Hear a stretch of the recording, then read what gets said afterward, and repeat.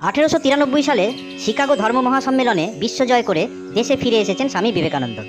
তারপর বহু পরিশ্রম, বহু কষ্ট করে তিলে তিলে তিনি গড়ে তুলেছেন তার স্বপ্নের বেলুড় মঠ। সেই মঠেই একদিন সন্ধ্যাবেলা গঙ্গার ধারে বসে এক দৃষ্টে বহমান জলরাশির দিকে চেয়ে আছেন স্বামীজি। তাকে সেখানে দেখে এগিয়ে এলেন তার শিষ্যা সিস্টার নিবেদিতা। স্বামীজিকে অন্যমনস্কভাবে বসে থাকতে দেখে সিস্টার জিজ্ঞাসা করলেন, কি ভাবছেন স্বামীজি? স্বামীজি যেন একটু হতাশভাবে বললেন, দেখো সিস্টার, সারা পৃথিবীকে আমি ভারতীয় দর্শন শিখিয়ে বেড়াচ্ছি, কিন্তু আমি নিজে কি ভারতবর্ষটাকে পুরোপুরি চিনি? যে ভারত মার কথা সকলকে বলি, সেই ভারত মাকেই তো আমি আজও খুঁজে পেলাম না। সিস্টার বুদ্ধিমতী, তিনি জানেন এসব কথার উত্তর দেওয়াটা দস্তুর নয়, চুপ করে বসে থাকাটাই সমীচীন। একটু থেমে স্বামীজি আবার বললেন, জানো সিস্টার, ভারতবর্ষটাকে চিনতে হলে পায়ে হেঁটে এক প্রান্ত থেকে অন্য প্রান্তে যেতে হবে। ভাবছি এখানে বসে বসে সময় নষ্ট না করে পদব্রজে বেরিয়ে পড়ব। তোমরা কি কেউ যেতে রাজি আছো আমার সঙ্গে?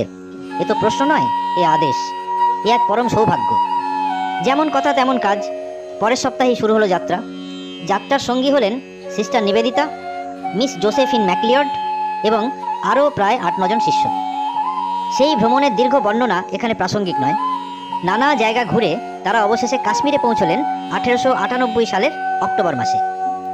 কাশ্মীরে থাকাকালীন একদিন স্বামীজি কয়েকজন সঙ্গী নিয়ে বসে আছেন উপত্যকায় একটি ফাঁকা জায়গায়।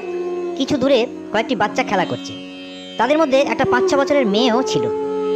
এমন সময় মেয়েটির মা মেয়েটিকে ডেকে একটি পাত্রে কিছু একটা খাবার দিলেন। মেয়েটি খাবার নিয়ে এসে সবে মুখে তুলতে যাবে, এমন সময় আরও বাচ্চা ছেলে তার কাছে ছুটে এলো। বোঝাই যাচ্ছে ছেলেটি ওর ভাই। ছোট ছেলেটা কান্না মিশ্রিত চিৎকারে কি যে বলল সে ভাষা কিছুই বুঝলেন না স্বামীজি, কিন্তু তিনি দেখলেন ওইটুকু মেয়ে নিজের মুখের খাবারটা আবার পাত্রে রেখে দিল, আর তারপর পরম যত্নে সবটাই খাইয়ে দিল তার ভাইকে। স্বামীজির সারা মনে যেন শিহরণ খেলে গেল। প্রবল উৎসাহে তিনি উঠে দাঁড়িয়ে প্রায় চিৎকার করতে লাগলেন, পেয়ে গেছি, পেয়ে গেছি! দেখো সিস্টার, দেখো, যে ছোট্ট মেয়েটা হাসতে হাসতে নিজের পেটের ক্ষুধা চেপে মুখের খাবার ভাইকে খাইয়ে দিতে পারে, সেই তো মা, সেই তো যুগ যুগ ধরে স্বয়ং দুর্গা, সেই তো আমার ভারত জননী।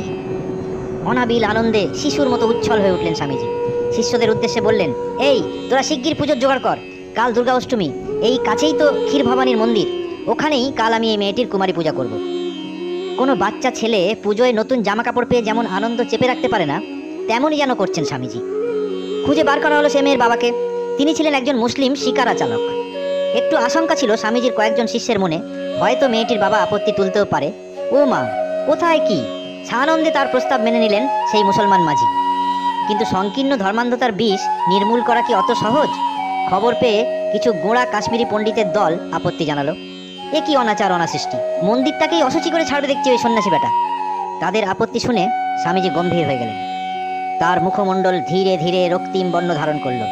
স্বামীজি উত্তর দিলেন, আপনারা মা দুর্গাকে চেনেন হিন্দু মুসলমানের পোশাক দিয়ে, আর আমি মাকে চিনি অন্তর দিয়ে। ওই মেয়েটির গায়ে যাই পোশাক থাক, ওই আমার মা দুর্গা। আমি কাল ওরই পূজা করব, আপনারা যা খুশি করুন।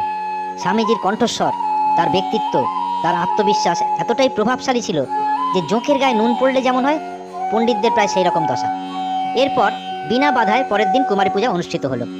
আজকালকার দিনে পূজার সময় যেমন হয়, তেমন লিফলেট ছাপালে ব্যাপারটা অনেকটা এইরকম দাঁড়াবে। দেখুন স্ক্রিনে, দেবী মুসলিম কুমারী কন্যা, পুরোহিত হিন্দু কায়স্থ, উপকরণ ও ব্যবস্থাপনা আয়ারল্যান্ডের সন্তান মিস মার্গারেট বা সিস্টার নিবেদিতা, আর্থিক সাহায্য আমেরিকান ধনকুবের মিস জোসেফিন ম্যাকলিয়ড, দর্শক স্থানীয় হিন্দু এবং মুসলিম জনগণ। প্রিয় দর্শক, এই হলো বিবেকানন্দের প্রথম কুমারী পূজার কাহিনী, যেখানে আশ্চর্যভাবে সর্বধর্ম সমন্বয় ঘটিয়েছিলেন তিনি। কিন্তু সেদিনের সেই কুমারী দেবীর সম্পর্কে একটা ছোট্ট তথ্য দেওয়া বাকি রয়ে গেল।